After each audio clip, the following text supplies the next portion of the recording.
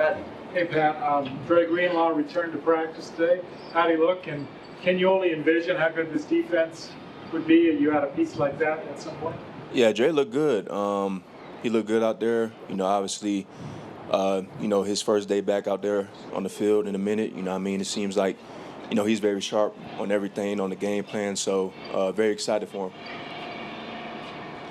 him. The Super Bowl 50 guys will be here this weekend. No-fly zone. How do you look forward to playing in front of those guys?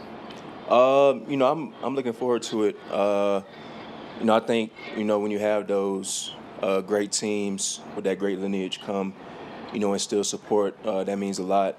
And I know the stadium's going to be electric, especially celebrating them and also celebrating us. So they're going to bring a lot of good juju towards the game. So it should be awesome. Sean was mentioning after the game in London that Jets in the last 2 minutes are right there on the edge of the field goal range. He said that DJ dialed up 3 straight cover zeros. That you're laughing. But how do you react to that when that call comes in? Like first down, second down, third down? Shoot, it gets me excited, honestly. Back against the wall, you and the island, everybody on the island in coverage, but, the quarterback doesn't have a chance. Just with the rush and the pressure all together collectively, 3 straight plays, 3 straight calls, calling cover zero. That just goes to show how aggressive he was trying to be and willing to be to get him out of field goal range. And, we did our part. We pushed him back each and every down. So, VJ, he's a very smart, and efficient play caller. So it made sense at that time. The idea, at least in your head, as a group, that you're dictating rather than reacting. That's got Yeah. We the ones, we're the aggressor. We gonna make things happen. So.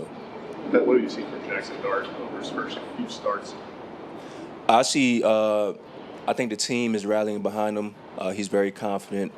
It seems like he's playing with a chip on his shoulder. And you could just see the poise, the intangibles. He can make every throw across the field. A very underrated part of his game is his scrambling ability. His ability to create second chance opportunities for his offense on his feet. Obviously, you've seen it last week against Philly. He had a few possessions where, he made plays on his feet. So, that's something that we got to take account for. But I think he's going to be a great player for sure in this league. Pat, over the past few weeks, you've been outwardly campaigning for Nik Bonitto to be the Defensive Player of the Year. Why have you gone out of your way to do that? I feel like, shoot, it needs to be done. I'm not trying to toot his own horn. I know he got a long season to go. Nick, he's very humbled about it. That's him. But, he's been playing great so far. Just him consistently getting better each and every week. That's what stands out for me.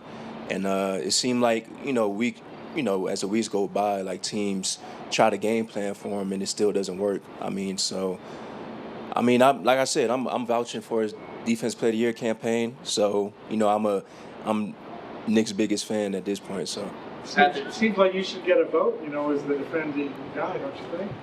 Say what you mean? It seems like you should get a vote, Oh, yeah. Definitely. I definitely should get a vote. 100%. Hey, Pat, is your internal clock from London, are you back to normal or are you still catching up? I think I'm back. I got a good night's rest yesterday. Went to bed about 9:30. Woke up 6 a.m. So, feeling good, feeling great. Got me early lift in. I'm not the type to wake up so early. So, I think that's a good start. Pat, I think there's 12 guys in this defense with a sack. You're starting to see, what you guys are able to do with Justin. He's blitzing, being, inside linebacker a lot. Are you sensing BJ just with the improvement of guys in the pass rush and that strength, just being maybe even a little bit more creative than he was last year in terms of the different looks you guys can throw at people? Yeah, it allows us to be more open. It allows us to be more creative as well.